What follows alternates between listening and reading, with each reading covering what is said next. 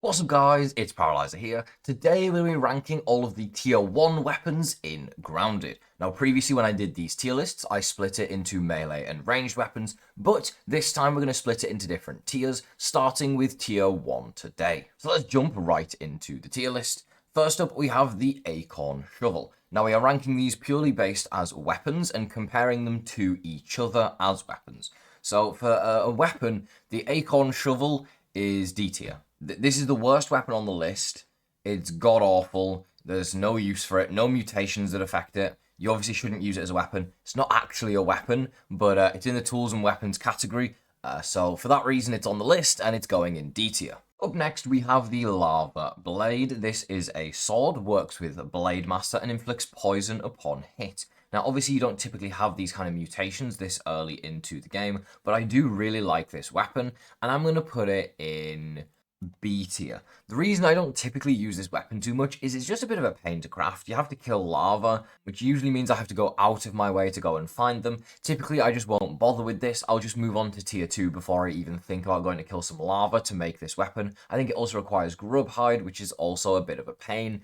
Is it a good weapon? Yes. Is it a strong weapon? Relatively. The poison from it is just really, really weak. It is absolutely not worth it for the poison effect alone, but it is an okay weapon, so for that reason, I'm putting it in B tier. Next, we have the Pebet Axe, which I'm going to put in A tier. This works with Chopper. You get it at the very start of the game, and I just love axes in this game in general. They're very, very powerful. They're renowned for being one of the best weapon types, especially once you have Chopper equipped as a mutation. It's going to boost your damage on this weapon massively. This is also a one-handed weapon, which means you can equip a shield if you need to parry attacks, like from Bombardiers, but the biggest downside to this weapon is typically you won't have Chopper unlocked very far at this point in the game, and so you're not going to be able to reduce the enemy defense by much, and a lot of enemies are resistant to chopping, which is going to reduce the damage you do to them, so for that reason it doesn't quite make S tier. Next up we have the Pebet Dagger. Now obviously you're going to have to use this underwater to collect eelgrass. You're also probably going to use it underwater to fight enemies, although you don't have to because you can use the Pebet Spear.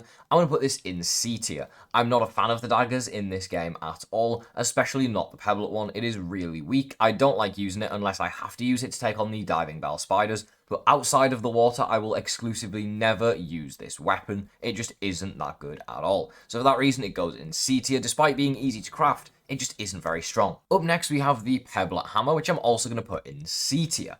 Now, once again, this is very easy to craft. You'll craft it at the very beginning of the game. The Smasher mutation that goes with it is pretty decent, although again, you won't have it unlocked. This weapon is okay against some enemies, like against Tase Tees and Ruz Tees in the Hedge Lab early on, or the Pond Lab early on. However, I wouldn't recommend using this as a weapon. The swing speed is much too slow, and it just doesn't do enough damage. You can never get a full combo in because of how slow the swing speed is without getting hit.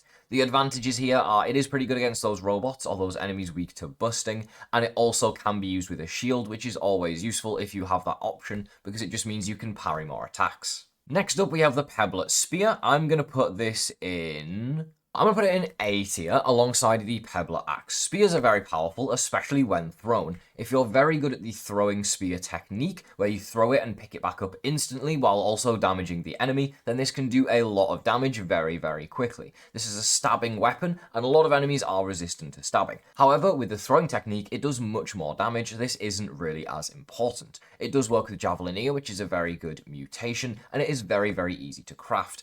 Once again, you can use a shield with it. I'd say, again, the only downside, similar to the axe, there's a lot of enemies resistant to this stabbing damage type, and thus it isn't going to do a crazy amount of damage to most of them. Also, you're probably going to need more than one spear if you want to do the throwing technique in case you lose a spear, and early on in the game, you're going to have really low stamina, and throwing spears takes a lot of stamina to do, so you're going to run out of stamina really quickly, and you're going to spend a lot of time blocking enemy attacks and waiting for your stamina to recover.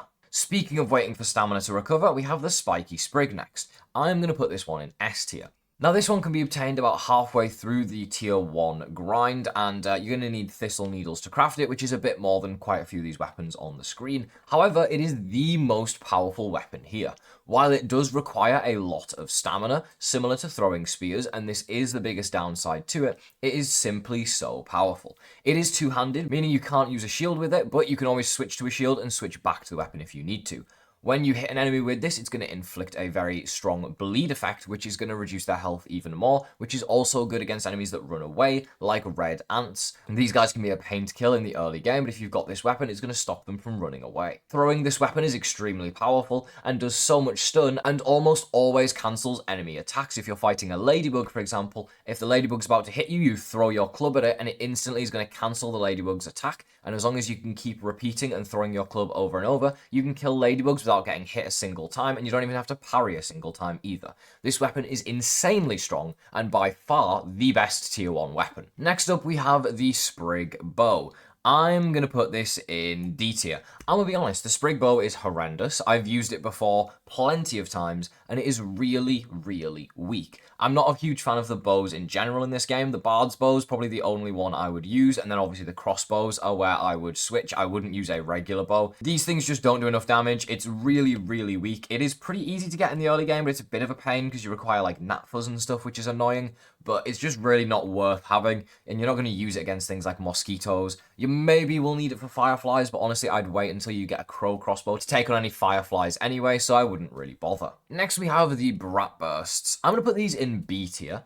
As a weapon, they can be very useful. However, they are expensive to craft as they do require red ant eggs. The limiting number of these that you have does make it difficult to rank them. However, when you do use them on large crowds of enemies, like at the ant nest or in the broodmother fight to take on the summons, it's going to kill them all instantly and does massive amounts of damage to large crowds of enemies. Can also be used to defend mixers, especially if you're on mild, where you can't actually damage your own structures, so the bombs will only damage the enemies. For that reason, I'm going to put these in B tier. They are a very powerful asset to have, and if used in the right moment, they can be very, very useful. Next up, we have all of the different arrow types that are tier 1. We're going to start with the lure arrows. They're in D tier. These things are useless. They lure enemies towards them when you shoot them. I don't like these arrow types at all.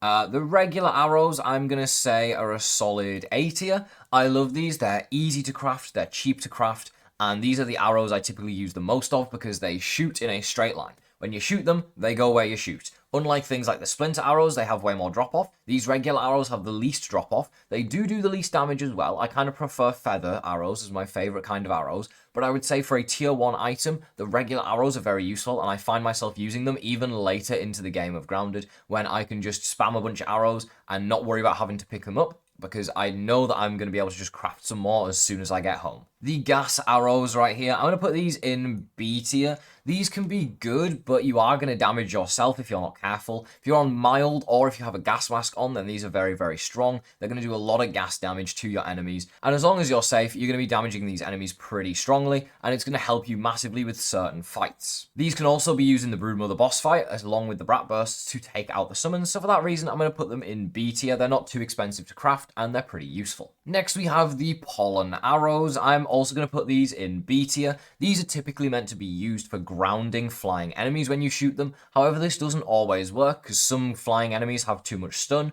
so one shot isn't really enough always. I'm thinking of the wasps in particular, don't always get shot out the sky with these, but other enemies typically do. However, I would say things like mosquitoes get stunned after one parry anyways. But these arrows are pretty useful if you're trying to ground flying enemies in particular, but other than that, I would never really use them. They only use pollen to craft, which is pretty cheap and easy to get if you know where to look, and so for that reason, they're a solid B tier item. Finally, we have the Venom Arrows. I'm going to put these in C tier. They're really not that useful. They're better than the Lure Arrows, which are useless, but I would say that I don't really find myself using these at all. I'm going to be honest, they take spider venom and they make some venom arrows, and the poison from them just really isn't strong enough. It doesn't tick often enough, and it doesn't do enough damage. So for that reason, they are going in C tier.